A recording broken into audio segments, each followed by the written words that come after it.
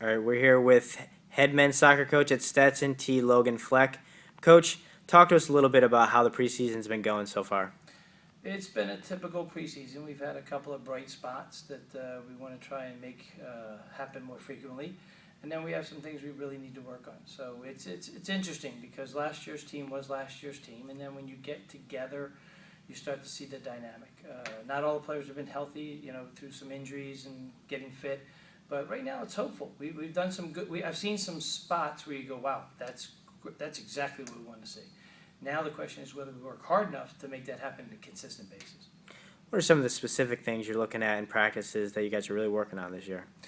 Right now, we're trying to keep the ball in possession. We like to have the ball. I think a lot of teams, maybe 3-5 passes. That's not even enough for us. We like to control the tempo of the game with our technique and our quickness.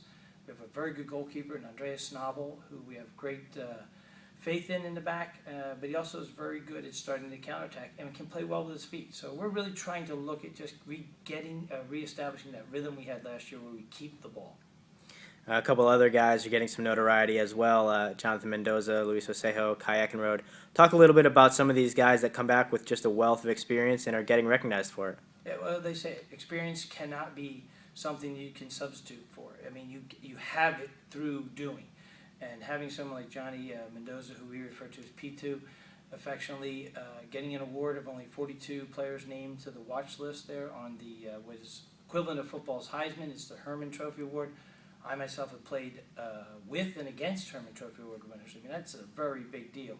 And Johnny deserves it for all his hard work. But like you mentioned, we have guys like Stevie Ceballos who know how to really control the ball under pressure. Kayak, we're looking for him to continue to make the right technical and tactical decisions. Eli Biatis, keep an eye on him. We're looking for him to have a breakout year. Had a very good freshman year, but even more so coming up. Caleb Matthews is a young man that has great speed and can get himself there. And then I always don't neglect them or overlook them, but we expect our back four to be able to really hold down and anchor a defense with Luis Osejo.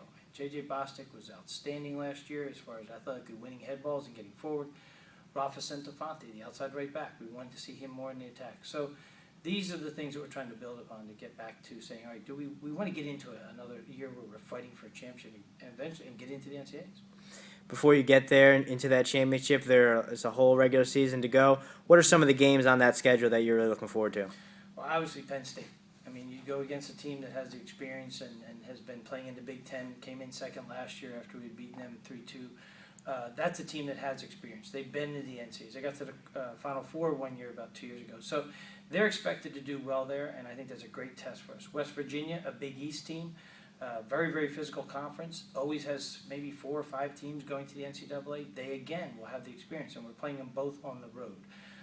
Then within our own ASUN conference, you got Florida Gulf Coast, who very nearly just barely lost to UCF in the NCAAs last year.